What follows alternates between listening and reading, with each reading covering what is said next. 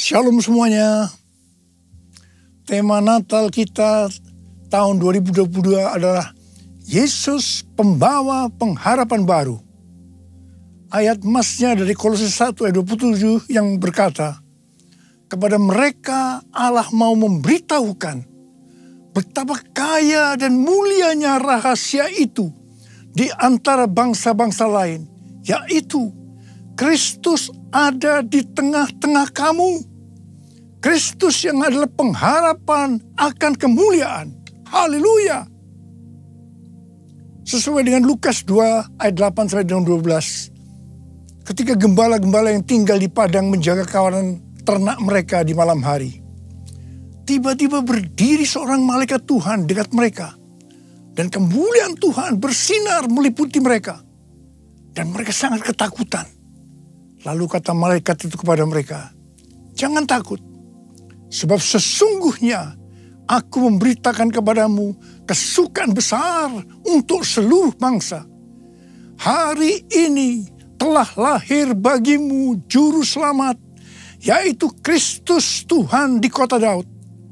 Dan inilah tandanya bagimu. Kamu akan menjumpai seorang bayi dibungkus dengan lampin dan terbaring di atas palungan. Kelahiran Yesus Kristus sebagai juru selamat yang berarti lahirnya sang pembawa pengharapan baru bagi dunia akan memberikan kesukaan besar bagi seluruh bangsa. Alkitab berkata, semua orang telah berbuat dosa. Semua orang telah berbuat dosa dan telah kehilangan kemuliaan Allah. Upah dosa ialah maut, mati. Tempatnya di neraka. Neraka adalah tempat yang sangat mengerikan. Jangan sampai masuk neraka. Yesus Kristus lahir ke dalam dunia ini sebagai juru selamat yang bisa diartikan pembawa pengharapan baru untuk menyelamatkan manusia dari hukuman kekal selama-lamanya di neraka. Kelahiran Yesus Kristus disambut dengan nyanyian pujian oleh malaikat-malaikat dan sejumlah bala tentara surgawi yang memuji Allah, katanya, kemuliaan bagi Allah di tempat yang maha tinggi dan damai sejahtera di bumi di antara manusia yang berkenan kepadanya. Kemuliaan bagi Allah di tempat yang maha tinggi, damai sejahtera di bumi di antara semua umat manusia yang berkenan padanya. Kemuliaan bagi Allah di tempat yang maha tinggi, damai sejahtera di bumi di antara semua umat manusia yang berkenan padanya. Di antara semua umat manusia yang berkenan padanya.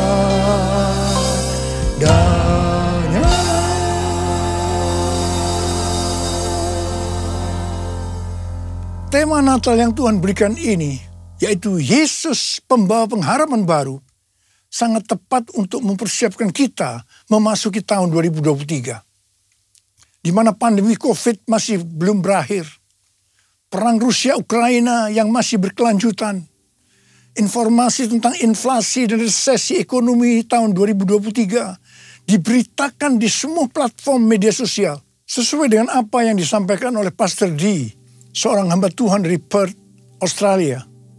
Di mana Tuhan pada tahun 2023 akan kembali menggoncangkan bangsa-bangsa di dunia. Kita melihat Twitter, Facebook, disusul dengan Disney, Amazon, mulai mengadakan PHK secara besar-besaran. Rusia dan Inggris dinyatakan resesi. Di tengah situasi yang seperti ini, Tuhan berbicara, Yesus pembawa pengharapan baru ada di tengah-tengah kamu. Dialah pengharapan akan kemuliaan. Dalam Kolose 1 ayat 27 ini, kata pengharapan dalam bahasa aslinya memiliki arti mengharapkan dan yakin sesuatu yang baik akan terjadi. Itu artinya Yesus yang ada di tengah-tengah kita membuat kita memiliki keyakinan dan iman yang teguh dalam menghadapi segala situasi dan kondisi apapun. Haleluya! Sebagai pembawa pengharapan baru, Yesus tidak berada jauh dari kita. Ia Allah yang maha hadir, yang mustahil difahami oleh otak manusia yang hanya segede bakpao.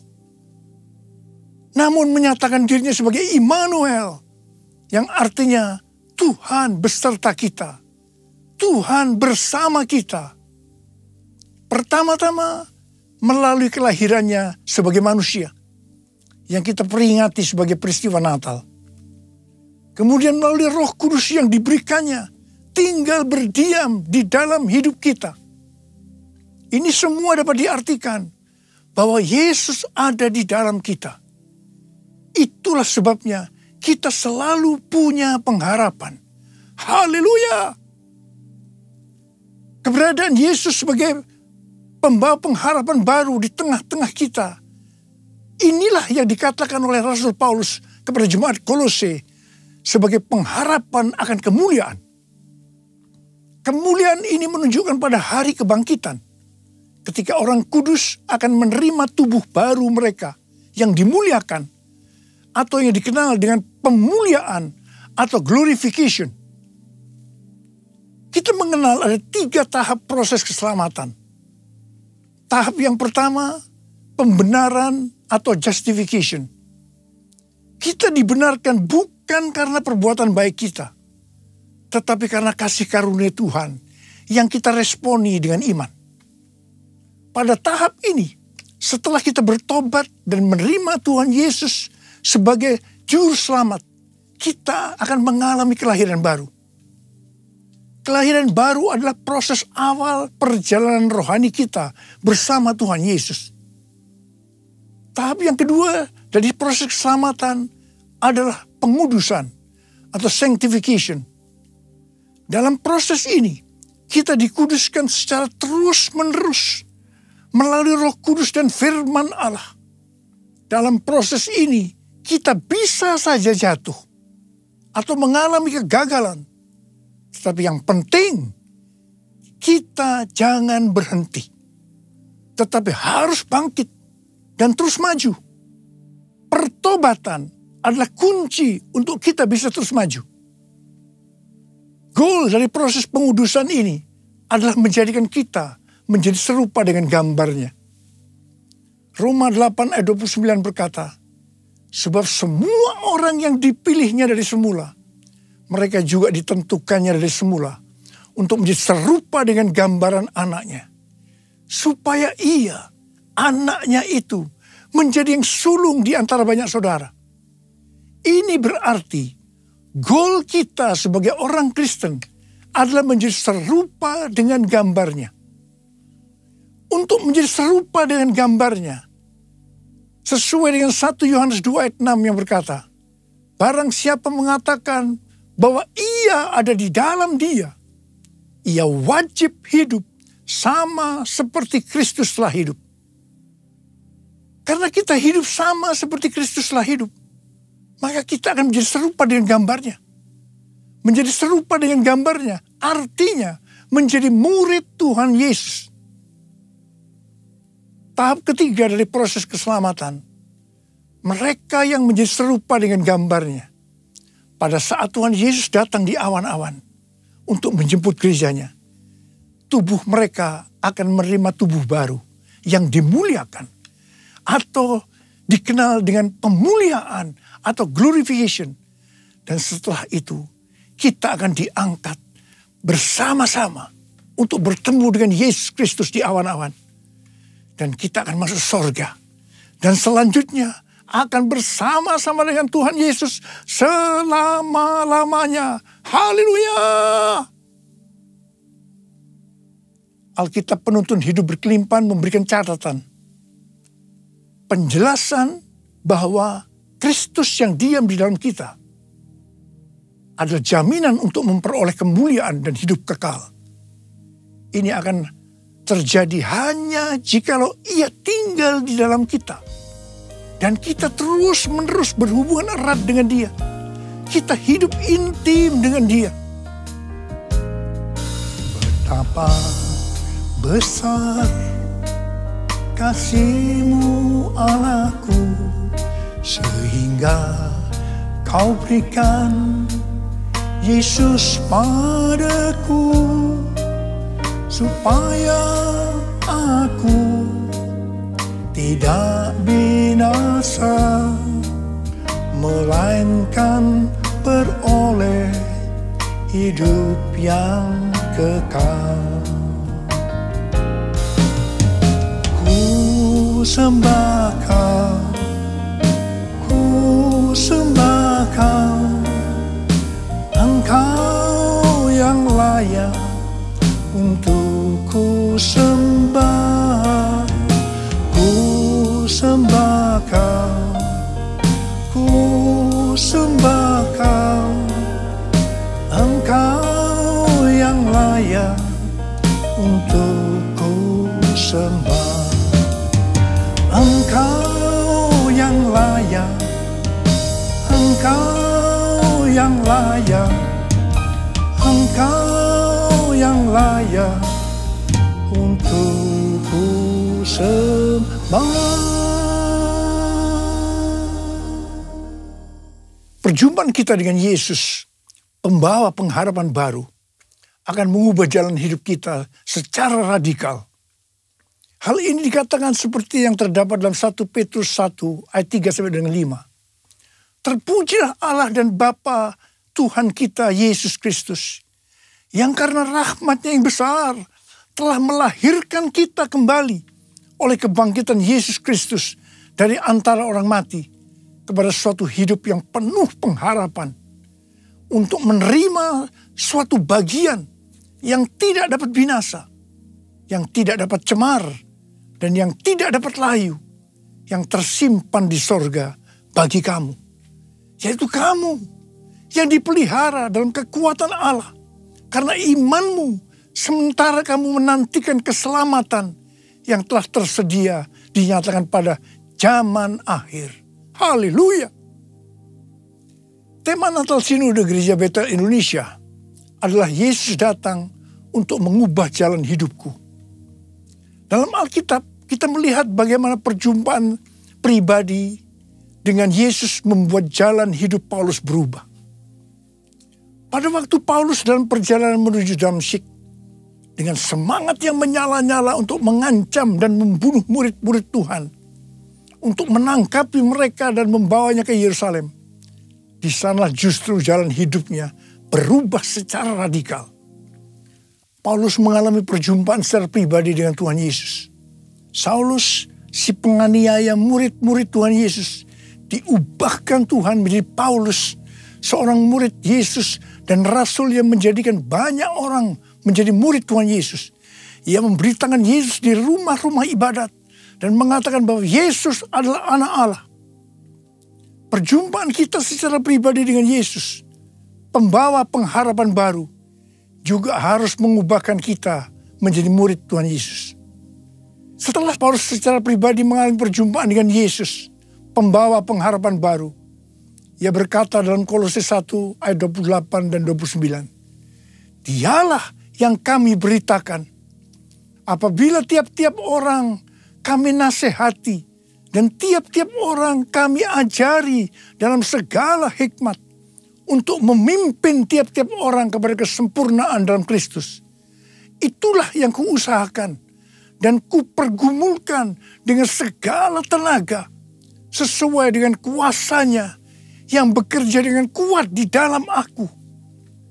Jadi yang Paulus lakukan setelah dia berjumpa secara pribadi dengan Yesus, pembawa pengharapan baru. Yang pertama, Paulus senantiasa memberitakan Kristus dengan segala tenaga. Tenaga yang dimaksudkan bukan dengan kekuatan sendiri, melainkan dengan kekuatan Roh Kudus yang bekerja dengan kuat dalam dirinya. Hal yang kedua, apa yang Paulus lakukan ini, dia kerjakan bukan untuk mencari keuntungan bagi dirinya sendiri, melainkan bagi kepentingan jemaat, agar mereka semua dapat bertumbuh secara rohani, serta memimpin mereka kepada kesempurnaan dalam Kristus. Ini adalah semangat untuk memberitakan Injil, semangat untuk memuridkan jemaat. Ini adalah semangat untuk menuntaskan amanat agung. Saya mengajak kita semua untuk mengalami perjumpaan secara pribadi dengan Tuhan Yesus, Sang Pembawa pengharapan baru. Saya percaya kita akan melakukan seperti apa yang dilakukan oleh Rasul Paulus.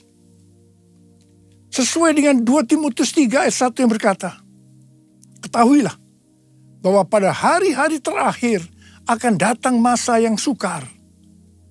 Maka di tengah-tengah situasi dan kondisi yang tidak menentu ini, di mana prediksi kondisi perekonomian tidak semakin bertambah baik, resesi ekonomi di depan mata, dan berita-berita terkait inflasi membuat kita ketakutan dan kepanikan. Ingatlah, Yesus memberikan pengharapan yang baru bagi kita. Katakan amin. Mungkin juga ada di antara kita yang bertanya-tanya, mengapa masalah-masalah datang silih berganti, seperti tidak habis-habisnya, terutama di tengah-tengah pandemi ini. Dalam hal ini Rasul Paulus menjawab dalam Roma 5 ayat 3 sampai dengan 5 yang berkata, dan bukan hanya itu saja, kita malah bermegah juga dalam kesengsaraan kita. Karena kita tahu bahwa kesengsaraan itu menimbulkan ketekunan. Dan ketekunan menimbulkan tahan uji. Dan tahan uji menimbulkan pengharapan. Dan pengharapan tidak mengecewakan. Karena kasih Allah telah dicurahkan di dalam hati kita oleh Roh Kudus yang telah dikaruniakan kepada kita. Haleluya! Juga Roma 12 ayat 12 berkata, bersukacitalah dalam pengharapan, sabarlah dalam kesesakan, dan bertekunlah dalam doa. Di sini diingatkan bahwa dalam setiap tantangan, kesesakan, selalu ada pengharapan. Karena itu kita harus tetap bersukacita, harus sabar dan bertekun dalam doa. Mari, saya ajak saudara untuk memperkatakan Roma 8 ayat 28. 1, 2, 3. Kita tahu sekarang bahwa Allah turut bekerja dalam segala sesuatu, enak maupun tidak enak, untuk mendatangkan kebaikan bagi mereka yang mengasihi Dia, yaitu bagi mereka yang terpanggil sesuai dengan rencana Allah. Karena itu, kita harus bersukacita dalam pengharapan, karena pengharapan dalam Kristus tidak akan mengecewakan. Haleluya! Yesus datang membawa pengharapan. Yesus datang membawa kesembuhan. Kasih-Nya yang sanggup memulihkan semua yang percaya. Haleluya, haleluya, terpujilah Tuhan. Haleluya, haleluya, haleluya, amin. Haleluya, amin. Haleluya, amin. Tuhan Yesus dalam Markus 4 ayat 29 mengingatkan kita bahwa musim menuai sudah tiba. Musim menuai sudah tiba. Api Roh Kudus yang dahsyat dari Pentakosta ketiga sudah dicurahkan.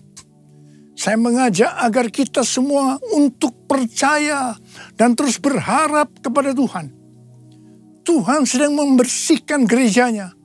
Dosa-dosa yang tersembunyi sedang dibuka. Tuhan mau gereja Tuhan menjadi kudus Sehingga kebangunan rohani dan penuaian jiwa yang terbesar dan yang terakhir terjadi. Kedatangan Tuhan Yesus untuk kedua kalinya sudah sangat-sangat dekat. Waktunya sudah sangat-sangat singkat. Salah satu tanda kedatangan Tuhan Yesus adalah kalau amanat agung selesai. Tuhan mengingatkan bahwa tugas utama kita adalah menyelesaikan amanat agung. Kita harus memuridkan. Perlu diingat bahwa yang bisa memuridkan adalah murid. Karena itu kita semua harus menjadi murid Tuhan Yesus. Sesuai dengan 1 Yohanes 2 ayat 6. Bahwa murid Tuhan Yesus adalah mereka yang hidupnya sama seperti Kristus telah hidup.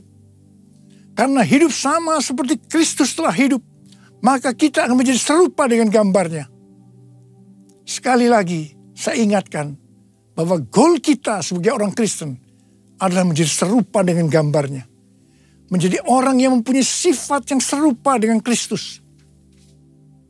1 Korintus 13 ayat 13 berkata, demikianlah tinggal ketiga hal ini, yaitu iman, pengharapan, dan kasih. Dan yang paling besar di antaranya ialah kasih. Kasih di sini artinya mempunyai sifat serupa dengan Kristus. Kasih lebih besar dari iman dan pengharapan. Jadi yang paling besar dalam kerajaan Allah adalah mereka yang mempunyai sifat serupa dengan Kristus. Yaitu mereka yang hidup saleh dan mengasihi Tuhan. Bukan mereka yang besar dengan prestasi lahiriah. Untuk menjadi serupa dengan gambarnya, kita harus mempunyai iman yang kuat. Dan pengharapan yang kuat kepada Tuhan. Sekali lagi saya ingin mengingatkan kepada kita. Bahwa hanya mereka yang serupa dengan gambarnya, yaitu murid Tuhan Yesus saja yang akan masuk surga. Waktu kedatangan sudah semakin dekat. Mari kita semakin serius untuk mempersiapkan diri. Untuk menjadi murid. Menjadi serupa dengan gambarnya. Sehingga pada saat dia datang di awan-awan. Kita akan ikut dalam pengangkatan.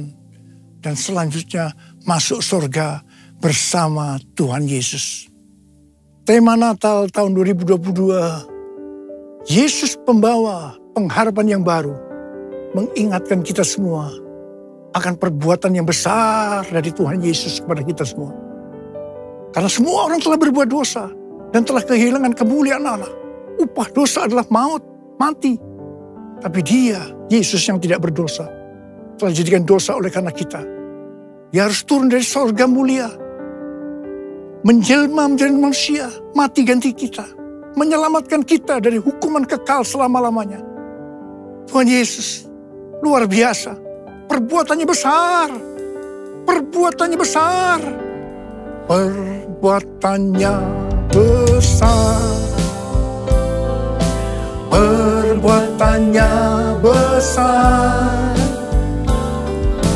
Perbuatannya besar. Pujilah namanya. Perbuatannya besar. Perbuatannya besar. Haleluya. Perbuatannya besar. Puji Tuhan. Perbuatannya besar. Pujilah namanya. Pujilah Tuhanku dengan segenap hatiku. Pujilah namanya. Pujilah Tuhanku. Pujilah Tuhanku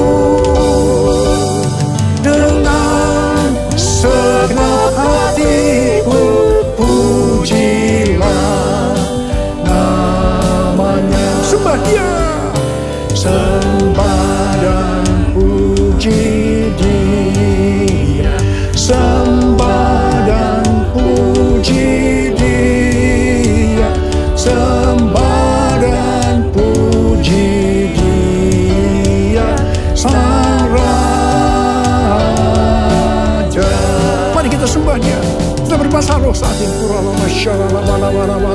Berbahasa roh, berbahasa roh. Sembah dia, sembah dia. Oh Tuhan terima kasih, Tuhan terima kasih, Tuhan terima kasih. Oh Tuhan, sembah dan puji dia, sembah dan puji dia, sembah dan puji dia sang Raja, sembah dan puji dia sang Raja.